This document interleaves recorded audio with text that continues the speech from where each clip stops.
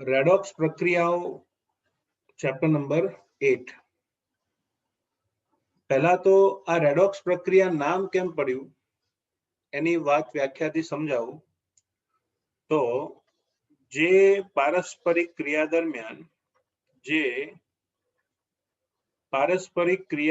દરમિયાન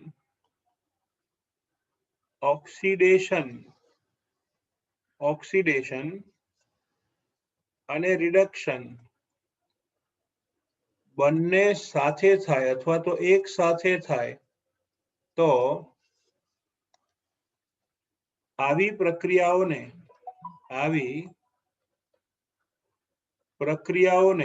સંયુક્તપણે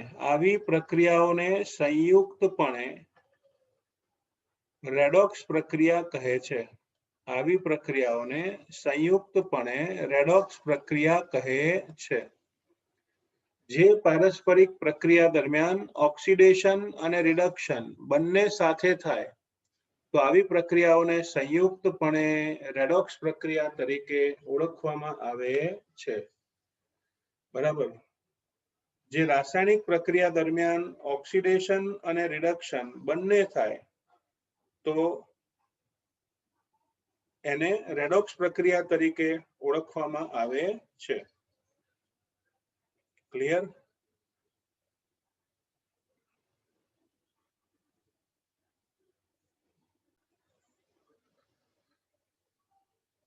તો પછી જે પારસ્પરિક પ્રક્રિયા દરમિયાન ઓક્સિડેશન અને રિડક્શન બંને એક સાથે થાય તો આવી પ્રક્રિયાઓને સંયુક્તપણે રેડોક્સ પ્રક્રિયા કહેવામાં આવે છે। બાળકો, જ્યાં જ્યાં રિડક્શન હોય છે ત્યાં ત્યાં ઓક્સિડેશન હોય જ છે અને એટલા જ માટે વૈજ્ઞાનિકોએ એને પહેલા નામ આપ્યું હતું રિડક્શન અને ઓક્સિડેશન। પહેલું નામ આવું હતું રિડક્શન ઓક્સિડેશન રિએક્શન, પણ પાછળથી રિડક્શન માંથી રેડ અને ઓક્સિડેશન માંથી ઓક્સ ભેગું કરીને નામ આપી દીધું રેડોક્સ રિએક્શન। બરાબર। ગુજરાતીમાં ન કરતા ને તો લાલ બળદ પ્રક્રિયા થાય। Okay, red ox reaction. તો વિશ્વમાં થતી બધી જ પ્રક્રિયાઓ એક પ્રકારની રેડોક્સ પ્રક્રિયાઓ છે એવું માનવામાં આવે છે। આ રેડોક્સ પ્રક્રિયાઓ એ જુદી જુદી જગ્યાએ ઉપયોગી હોય છે। જેમ કે આપણે દવા લઈએ એ ઔષધ વિજ્ઞાનમાં રેડોક્સ પ્રક્રિયા ખૂબ જ મહત્વની છે। એસિડિટી થઈ છે તો રેનિટીડિન ઝેન્ટેક લઈ લો, સીધું સારું થઈ જાય 10 મિનિટમાં, રેડોક્સ પ્રક્રિયા। ત્યારબાદ જીવ વિજ્ઞાન, એને સમજવા માટે પણ રેડોક્સ પ્રક્રિયા જરૂરી છે। જેમ કે પ્રકાશ સંશ્લેષણ એક રેડોક્સ પ્રક્રિયાનું પરિણામ છે। ઔદ્યોગિક ક્ષેત્રે તમે ઘણા બધા ધાતુઓના ઉત્પાદન વિશે ભણી ગયા। બરાબર। સંપર્ક વિધિથી સલ્ફ્યુરિક એસિડ, ઓસ્વાલ્ડ પદ્ધતિથી નાઇટ્રિક એસિડ, આ બધું રેડોક્સ પ્રક્રિયાનું જ પરિણામ છે। ત્યારબાદ ધાતુ કર્મ વિધિમાં પણ રેડોક્સ પ્રક્રિયાઓ આવેલી છે અને કૃષિ વિજ્ઞાનમાં પણ રેડોક્સ પ્રક્રિયાઓ સમાયેલી છે। તો આમ વિવિધ ક્ષેત્રે રેડોક્સ પ્રક્રિયાઓનો ખૂબ જ બહોળા પ્રમાણમાં ઉપયોગ થતો હોય છે। બહુ ડિટેલમાં નથી જતો કારણ કે બધું આપણે ભણવાના જ છીએ। કોઈ પણ વાહન લઈને જતા હોઈએ એનું દહન, વાહનમાં ઈંધણનું દહન રેડોક્સ પ્રક્રિયા છે। ત્યારબાદ ધાતુઓનું ઉત્પાદન હોય, વિદ્યુત વિભાજનથી અધાતુનું ઉત્પાદન હોય, કોસ્ટિક સોડા અને કોસ્ટિક પોટાશનું ઉત્પાદન હોય, બેટરીઓને રિચાર્જ કરવાની હોય, બેટરી ડિસ્ચાર્જ થતી હોય, ઓલમોસ્ટ બધી જ પ્રક્રિયાઓ વન ટાઈપ ઓફ રેડોક્સ પ્રક્રિયાના ઉદાહરણ છે। એટલું જ નહીં, સામાન્ય રીતે લખવામાં આવે છે હાઇડ્રોજન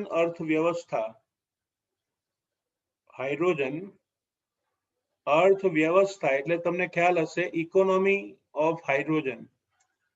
કોઈ પણ સીએનજી ગેસમાં 5% જેટલો H2 વાયુ હોય છે। સાથે સાથે ઓઝોન લેયરનું ક્ષયન, ઓઝોન સ્તરનું ક્ષયન, ઓકે, ત્યાં સુધી બધી જ પ્રક્રિયાઓ વન ટાઈપ ઓફ રેડોક્સ પ્રક્રિયા છે। તો હાઇડ્રોજન અર્થવ્યવસ્થા, ઓઝોન સ્તરનું ક્ષયન, આ બધી રેડોક્સ પ્રક્રિયાના ઉદાહરણો છે, એના જ એક્ઝામ્પલ્સ છે. બરાબર. So this is known as redox reaction. એટલું જ નહીં, 12મા સાયન્સમાં તમે ભણશો, તમને મગજમાં આવતા વિચારો એ પણ એક પ્રકારની રેડોક્સ પ્રક્રિયાનું જ પરિણામ છે. તમે ક્લાસરૂમમાં બેઠા હો અને છેલ્લી બેન્ચ પર બેઠેલા એક વિદ્યાર્થીની ઈચ્છા થઈ કે મિતને ઈચ્છા થઈ કે નવીનને છૂટલો ખણીએ. બરાબર. તો એ વિચાર આવવો એ પણ એક રેડોક્સ પ્રક્રિયાનું પરિણામ છે. ત્યારબાદ નવીનને ખબર પડી મગજમાં કે હુમલો થયો છે. બરાબર. એ સંદેશો પહોંચાડવામાં બી રેડોક્સ પ્રક્રિયા હોય અને નવીનનું મગજ બી સંદેશો આપે કે આપણે પણ હુમલો કરો, એ બી રેડોક્સ છે. અને બેઉને ઝઘડતા જોઈને સાહેબના મગજમાં રેડોક્સ થાય અને એ જોશે બેઉને અને તરત કહેશે get out of the class. આ પણ એક રેડોક્સ પ્રક્રિયાનું પરિણામ છે. તો મગજમાં આવતા મોટા ભાગના વિચારો પણ એક રેડોક્સ પ્રક્રિયાનું જ પરિણામ હોય છે. પ્રસ્તાવના બાદ આપણો આજનો મેઇન પ્રશ્ન, મુખ્ય પ્રશ્ન છે કે રેડોક્સ પ્રક્રિયાઓ એનો ચીરસમ્મત ખ્યાલ સમજાવો. ચીરસમ્મત ખ્યાલ એટલે ક્લાસિકલ ડેફિનેશન ઓફ રેડોક્સ. સાદી ભાષામાં કહું તો જૂની સંકલ્પના પ્રમાણે રેડોક્સ પ્રક્રિયા સમજાવો. Explain redox reaction by old pattern. જૂની સંકલ્પના પ્રમાણે રેડોક્સ પ્રક્રિયા. તો સ્ટુડન્ટ્સ, જૂની સંકલ્પના પ્રમાણે રેડોક્સ પ્રક્રિયા સમજવા માટે આપણે વિચારવું પડશે. શરૂઆતના સમયમાં એવું માનવામાં આવતું હતું કે ઓક્સિડેશન એટલે ઓક્સિજનનું ઉમેરાવું. ઓક્સિજનનું ઉમેરાવું. સીધી સિમ્પલ વ્યાખ્યા પહેલા આપવામાં આવતી હતી. ઓક્સિડેશન એટલે ઓક્સિજનનું ઉમેરાવું. તમને ખ્યાલ હશે કે સમગ્ર આપણી પૃથ્વી છે, એની આસપાસનું આ વાતાવરણ, પૃથ્વીના વાતાવરણમાં લગભગ 20% જેટલો પ્રાણવાયુ એટલે કે ઓક્સિજન આવેલો છે. ભલે આપણે 21% લખીએ, પણ એપ્રોક્સિમેટ 20% જેટલો ઓક્સિજન આવેલો છે.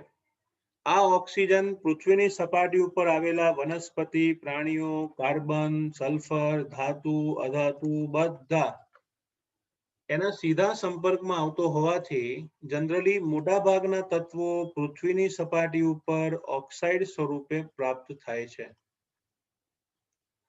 વાતાવરણમાં લગભગ 20% જેટલો ઓક્સિજન છે. આટલો બધો ઓક્સિજન હોવાથી વાતાવરણમાં લગભગ 20% જેટલો ઓક્સિજન છે. ઓકે. અને આટલો બધો ઓક્સિજન હોવાથી આપણે એવું વિચારી શકીએ કે તે ધાતુ અધાતુ બધા જ તત્વ સાથે જોડાઈને ઓક્સાઇડ સ્વરૂપમાં ફેરવાઈ જાય છે. બરાબર. કયા સ્વરૂપમાં ફેરવાઈ જાય છે? ઓક્સાઇડના સ્વરૂપમાં ફેરવાય છે. હવે એના ઉપરથી વ્યાખ્યા બનાવી છે ઓક્સિજનનું ઉમેરાવું એટલે ઓક્સિડેશન. જેમ કે સલ્ફર, એમાં ઓક્સિજન વડે એનું દહન કરો તો સલ્ફર ડાયોક્સાઇડ મળે. કાર્બનનું ઓક્સિજન વડે દહન કરો તો કાર્બન ડાયોક્સાઇડ મળે.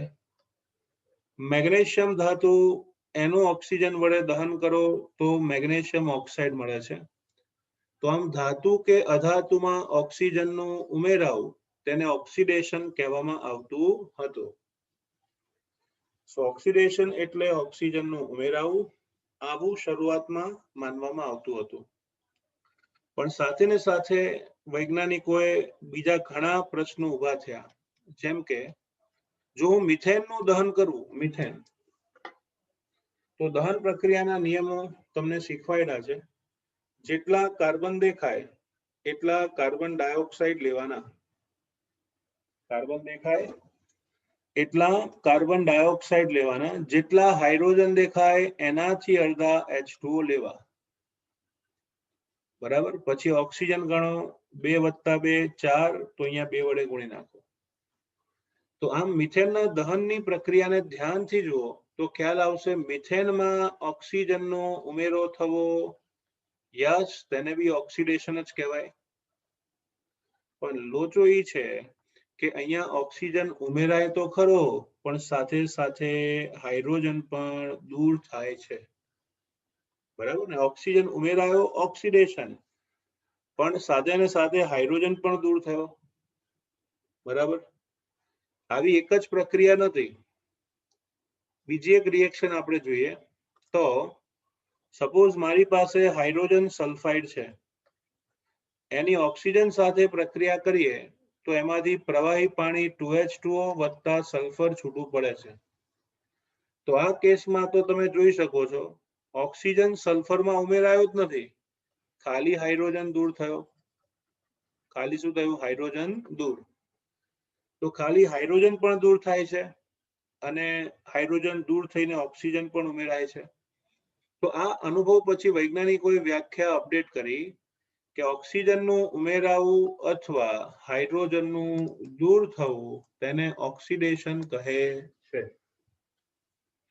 ઓક્સિજનનું ઉમેરાવું અથવા હાઇડ્રોજનનું દૂર થવું તેને ઓક્સિડેશન તરીકે ઓળખવામાં આવે છે. તો આ શરૂઆતની પરિસ્થિતિ છે જ્યારે જૂની સંકલ્પનામાં ઓક્સિડેશન રિડક્શન શબ્દ વપરાતો હતો. પણ ઘણી બધી પ્રક્રિયાઓ એવી પણ જોઈ જેમાં હાઇડ્રોજન ઓક્સિજન જોવા જ નથી મળતા. બરાબર. જેમ કે મેગ્નેશિયમ સાથે ડાયફ્લોરિનની પ્રક્રિયા કરો તો MgF2, સોલિડ, ગેસ, સોલિડ. બરાબર. એ જ મેગ્નેશિયમ સાથે ડાયક્લોરિનની પ્રક્રિયા કરો તો MgCl2, સોલિડ, ગેસ, સોલિડ. ત્યારબાદ મેગ્નેશિયમ એની સલ્ફર સાથે પ્રક્રિયા કરો તો MgS. તો મેગ્નેશિયમ ધાતુની ફ્લોરિન, ક્લોરિન અને સલ્ફર સાથે રાસાયણિક પ્રક્રિયા થાય તો આવી પ્રક્રિયાઓમાં નથી તો હાઇડ્રોજન, નથી તો ઓક્સિજન, તો શું આ પ્રક્રિયાઓને રેડોક્સ પ્રક્રિયા કહેવાય નહીં? વૈજ્ઞાનિકો સમક્ષ પ્રશ્ન ઉત્પન્ન થયો કે ભાઈ આ રાસાયણિક પ્રક્રિયાઓમાં તો નથી હાઇડ્રોજન કે ઓક્સિજન, તો શું આને રેડોક્સ પ્રક્રિયા ન કહેવાય? શું આને રેડોક્સ પ્રક્રિયા ન કહેવાય? પ્રશ્ન થયો ને. ત્યારબાદ વૈજ્ઞાનિકોએ એનો ઉકેલ કર્યો. એમણે વિચાર્યું, તમને બી યાદ કરી દઉં, પહેલો અને બીજો સમૂહ અને 13મા સમૂહનો એલ્યુમિનિયમ, આ બધાને પ્રબળ વિદ્યુત ધન તત્વો કહે છે. તેમને વિદ્યુત ધન તત્વો કહેવાય. કેમ? કારણ કે પહેલો સમૂહ, બીજો સમૂહ, 13માં એલ્યુમિનિયમ બધા ઇલેક્ટ્રોન દાતા તત્વો છે, ધાતુઓ છે. બધા શું છે? ધાતુઓ. તો ઓલ આર મેટલ્સ ઇલેક્ટ્રોનનું દાન કરે તો ધન વીજભાર આવે ને. એટલે પહેલા, બીજા અને 13મા સમૂહના તત્વો એમને વિદ્યુત ધન તત્વો કહેવામાં આવે છે. ત્યારબાદ સમૂહ નંબર 15, 16 અને 17 એટલે કે નાઇટ્રોજનનો સમૂહ, ઓક્સિજનનો સમૂહ અને ફ્લોરિનનો સમૂહ. 15 અને 16, 17 સમૂહના તત્વો અધાતુ તત્વો છે અને અધાતુનો ગુણધર્મ હંમેશા ઇલેક્ટ્રોન મેળવવાનો હોય છે. અધાતુનો ગુણધર્મ હંમેશા ઇલેક્ટ્રોન મેળવવાનો હોવાથી તેવા તત્વોને વિદ્યુત ઋણ તત્વો કહેવામાં આવે છે. ફરીથી, પહેલા, બીજા અને 13મા સમૂહના તત્વો એમને કહીશું વિદ્યુત ધન તત્વો. સમૂહ નંબર 15, 16 અને 17ના તત્વો એમને વિદ્યુત ઋણ તત્વ તરીકે ઓળખીશું. તો હવે ધ્યાનથી જુઓ ભાઈ આ રેડોક્સ પ્રક્રિયાઓને. આ મેગ્નેશિયમ કયા સમૂહનું તત્વ છે? બીજા સમૂહનું. તો વિદ્યુત ધન તત્વ છે ને. અચ્છા, આ હેલોજન છે એ કયા સમૂહનું તત્વ છે? 17માનું. અને સલ્ફર 16મા સમૂહનું. તો આ પ્રક્રિયાને એ કન્સેપ્ટથી વિચારો ને તો મેગ્નેશિયમને વિદ્યુત ઋણ તત્વ મળ્યો. મેગ્નેશિયમને વિદ્યુત ઋણ તત્વ મળ્યું. કોણ? ફ્લોરિન. કોણ? ક્લોરિન. કોણ? સલ્ફર. અને એટલા જ માટે મેગ્નેશિયમનું ઓક્સિડેશન થયું તેમ કહેવાય. એ જ રીતે સલ્ફરની વાત કરીએ તો આજે ફ્લોરિન એને મેગ્નેશિયમ મળ્યું, ક્લોરિન મેગ્નેશિયમ મળ્યું, સલ્ફર મેગ્નેશિયમ મળ્યું. તો ધાતુઓને વિદ્યુત ધન તત્વો કહેવામાં આવે છે. તો યાદ રાખો, વિદ્યુત ધન તત્વનું ઉમેરાવું એને કહેવાય રિડક્શન. ઘણા બધા એક્ઝામ્પલ્સ છે, પણ એને સમજાવું છું, ચિંતા ના કરો. આ સમીકરણ તમને દેખાય છે. મેગ્નેશિયમમાં કોણ ઉમેરાયું? ફ્લોરિન. આપણે માત્ર ને માત્ર ઓક્સિડેશનની હાલમાં ચર્ચા કરીશું. ચલો, મેગ્નેશિયમ ધાતુ એમાં ફ્લોરિન, ક્લોરિન, સલ્ફર ઉમેરાયું ને, તો એના ઉપરથી ઓક્સિડેશનની વ્યાખ્યા અપડેટ થઈ. ઓક્સિડેશન એટલે ઓક્સિજન અથવા ઓક્સિજન કે વિદ્યુત ઋણ તત્વનું ઉમેરાવું. ઓકે, ઓક્સિડેશન એટલે ઓક્સિજન અથવા વિદ્યુત ઋણ તત્વનું ઉમેરાવું અથવા હાઇડ્રોજન કે વિદ્યુત ધન તત્વનું દૂર થવું. વિદ્યુત ધન તત્વનું દૂર થવું. Very simple. ચલો, ઓક્સિડેશન એટલે ઓક્સિજન કે વિદ્યુત ઋણ તત્વનું ઉમેરાવું અથવા હાઇડ્રોજન કે વિદ્યુત ધન તત્વનું દૂર થવું, તેને ઓક્સિડેશન તરીકે ઓળખવામાં આવે છે. ક્લિયર? ફરીથી ઓક્સિડેશનની વ્યાખ્યા મનમાં મોટેથી બોલજો. મનમાં, ઓક્સિડેશન એટલે ઓક્સિજન કે વિદ્યુત ઋણ તત્વનું ઉમેરાવું અથવા હાઇડ્રોજન કે વિદ્યુત ધન તત્વનું દૂર થવું, તેને કહેવાય ઓક્સિડેશન. બરાબર? ક્લિયર? ફાવે ને? ઓકે, ચલો હું અમુક એક્ઝામ્પલ આપું તો તમને વધારે ખ્યાલ આવશે. ચલો, હું અહીંયા લખું છું K4FeCN6. K4FeCN6 potassium ferrocyanide. એની હાઇડ્રોજન પેરોક્સાઇડ સાથે રાસાયણિક પ્રક્રિયા થાય તો બે પોટેશિયમ બે OH સાથે જોડાઈને બનાવશે 2KOH. તો અહીંયા બાકી રહેવાનું K3FeCN6. ઓકે, તમે 12th સાયન્સના 9મા ચેપ્ટરમાં ડિટેલમાં ભણશો.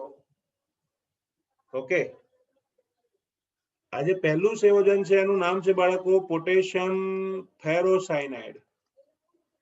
પોટેશિયમ ફેરોસાયનાઇડ. રાઈટ સાઈડ જે સંયોજન છે એનું નામ છે પોટેશિયમ ફેરીસાયનાઇડ.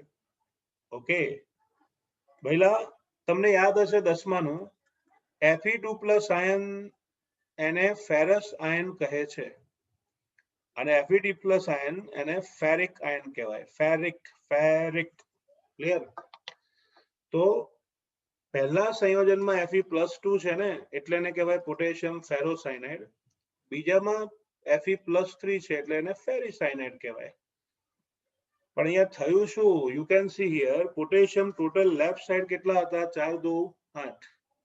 રાઈટ સાઈડ કેટલા થાય છે? 3 2 6. હવે તમને કીધું આલ્કલી ધાતુ વિદ્યુત ધન તત્વ કહેવાય. બરાબર ને?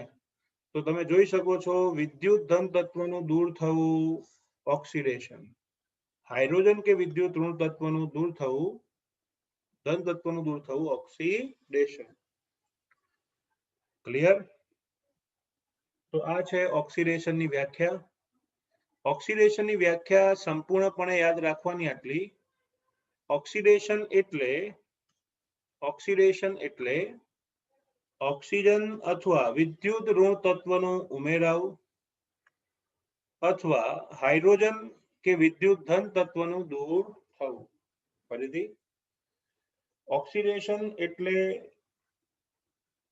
ઓક્સિજન અથવા વિદ્યુત ઋણ તત્વનું ઉમેરાવું અથવા હાઇડ્રોજન કે વિદ્યુત ધન તત્વનું દૂર થવું, તેને ઓક્સિડેશન તરીકે ઓળખવામાં આવે છે. It is known as oxidation. બરાબર. ચલો આ જ રીતે આપણે રિડક્શનની પણ વ્યાખ્યા લખી શકીએ. રિડક્શનની વ્યાખ્યામાં લખીશું હાઇડ્રોજન કે વિદ્યુત ધન તત્વનું ઉમેરાવું અથવા ઓક્સિજન કે વિદ્યુત ઋણ તત્વનું દૂર થવું. વિદ્યુત ઋણ તત્વનું દૂર થવું. રિડક્શન એની ડેફિનેશન આપણે જોઈએ તો હાઇડ્રોજન કે વિદ્યુત ધન તત્વનું ઉમેરાવું અથવા ઓક્સિજન કે વિદ્યુત ઋણ તત્વનું દૂર થવું તેને રિડક્શન તરીકે ઓળખવામાં આવે છે. Clear? Let us see first example. Mercury oxide HgO એ મર્ક્યુરી ઓક્સાઇડનું ઉષ્મીય વિઘટન કરો તો એમાંથી મર્ક્યુરી અને ઓક્સિજન છૂટો પડે છે. આ પ્રક્રિયામાં તમે ધ્યાનથી જુઓ તો HgO માંથી વિઘટન થઈને Hg બન્યો ને, એટલે ઓક્સિજનનું દૂર થવું એને શું કહેવાય? રિડક્શન. ઓક્સિજનનું દૂર થવું એને શું કહેવાય? રિડક્શન. ચલો એ જ રીતે આગળ વધીએ તો સિલ્વર ઓક્સાઇડ હોય 2Ag2O એનું પણ ઉષ્મીય વિઘટન કરો તો એમાંથી સિલ્વર પ્લસ ઓક્સિજન છૂટું થાય છે. ઓક્સિજનનું દૂર થવું રિડક્શન કહેવાય. એટલું જ નહીં, 10માની એક પ્રક્રિયા છે ethene. CH2 double bond CH2 એને ઇથિન કહેવાય. ઇથિનની હાઇડ્રોજન સાથેની રિડક્શન પ્રક્રિયા થાય તો ચેપ્ટર 4 માં ભણી ગયા. પહેલો બંધ સિગ્મા, બીજો બંધ પાઈ. તો નિયમ યાદ રાખજો, પાઈ બંધ નિર્બળ હોય એટલે પહેલા તૂટે, પાઈ બંધ તૂટે. જૂનો બંધ તૂટે ને એટલે બેવની એક એક સંયોજકતા છૂટી પડે અને H2 છૂટો પડીને એક એક હાઇડ્રોજન ત્યાં ગોઠવાઈ જાય. તો આને 12માં હું શીખવાડીશ. 11માં આવશે ચેપ્ટર 13માં. પાઈ બંધ તૂટે, છૂટી પડે, સંયોજકતા પૂરી કરે હાઇડ્રોજન. તો ઇથિન માંથી ઇથેન એની બનાવટ, એમાં હાઇડ્રોજનનું ઉમેરાવું તેને શું કહેવાય? રિડક્શન. હાઇડ્રોજનનું ઉમેરાવું તેને પણ રિડક્શન કહે છે. ચલો એ જ રીતે ફેરિક ક્લોરાઇડ લઈએ. ફેરિક ક્લોરાઇડ Fe3+ વાળા, એમાંથી હાઇડ્રોજન વાયુ પસાર કરો. ફેરિક ક્લોરાઇડ એમાંથી હાઇડ્રોજન વાયુ પસાર કરો તો H2 અને Cl2 બનાવશે 2HCl. H2 અને Cl2 બનાવશે 2HCl. તો ફેરિક ક્લોરાઇડ માંથી બને છે બાળકો ફેરસ ક્લોરાઇડ. તો ફેરિક માંથી ફેરસ બન્યું ને. આ ઘટનામાં પહેલા ક્લોરીન કેટલા હતા બાળકો? 3 દુ 6. છેવટે કેટલા થઈ ગયા? 4. તો વિદ્યુત ઋણ તત્વ દૂર થયો ને. તો વિદ્યુત ઋણ તત્વ ક્લોરીનનું દૂર થવું તો એને શું કહેવાય? રિડક્શન. બરાબર. વિદ્યુત ઋણ ક્લોરીન દૂર થયો, વ્યાખ્યા ધ્યાન રાખજો ભાઈ. વિદ્યુત ઋણ તત્વનું દૂર થવું એને શું કહેવાય? રિડક્શન. તમે જોઈ શકો છો. ત્યારબાદ છેલ્લું એક્ઝામ્પલ આપું.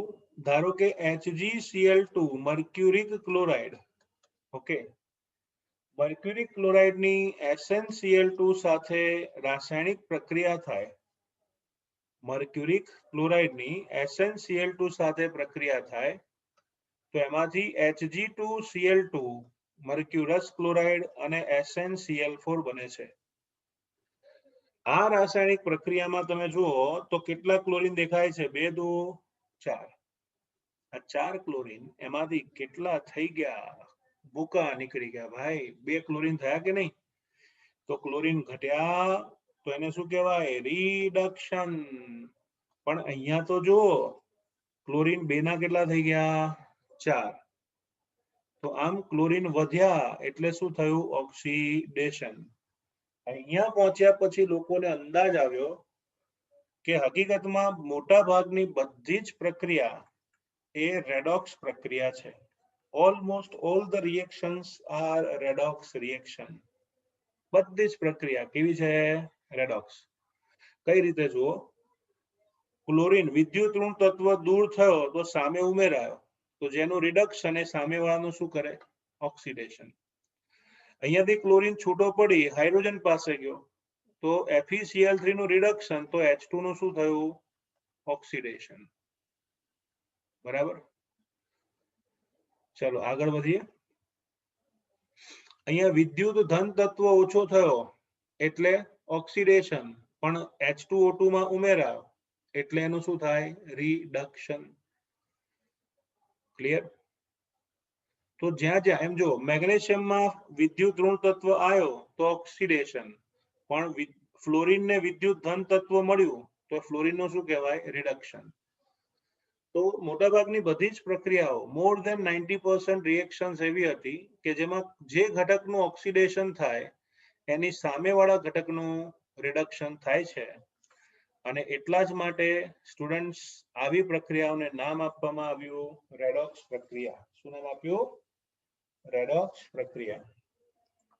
તો રેડોક્સ પ્રક્રિયા એમાં જૂની સંકલ્પનામાં આટલું યાદ રાખીશું.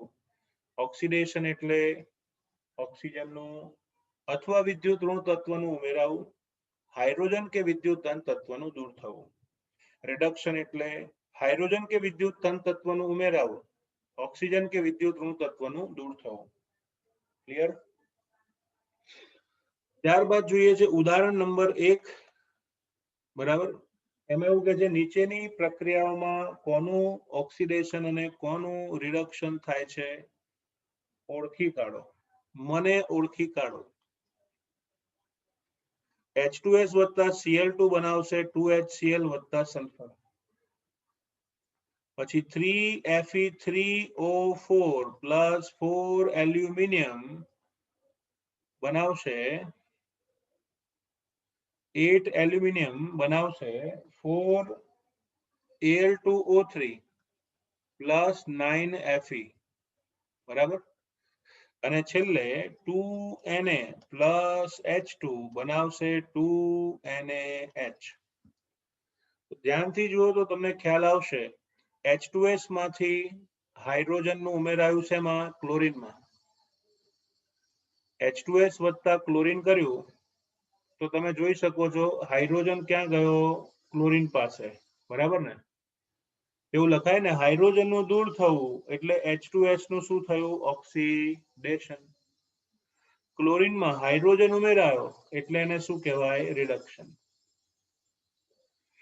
તો H2S માંથી S બનવું ઓક્સિડેશન, Cl2 માંથી HCl બનવું રિડક્શન કહેવાય. હાઇડ્રોજન નું દૂર થવું રિડક્શન, સોરી ઓક્સિડેશન. હાઇડ્રોજન નું ઉમેરાવું રિડક્શન. એ જ રીતે Fe3O4 માંથી Fe બન્યો. Fe3O4 ઓક્સિજન હતા જતા રહ્યા, ઓક્સિજન નું દૂર થવું તેને શું કહેવાય? રિડક્શન. એલ્યુમિનિયમમાં ઓક્સિજન દાખલ થયા તો એને શું કહેવાય? ઓક્સિડેશન. તો આમ તમે જૂની સંકલ્પનાનો ઉપયોગ કરીને ઘણા પ્રશ્નોનો ઉકેલ લાવી શકો છો, પણ આવા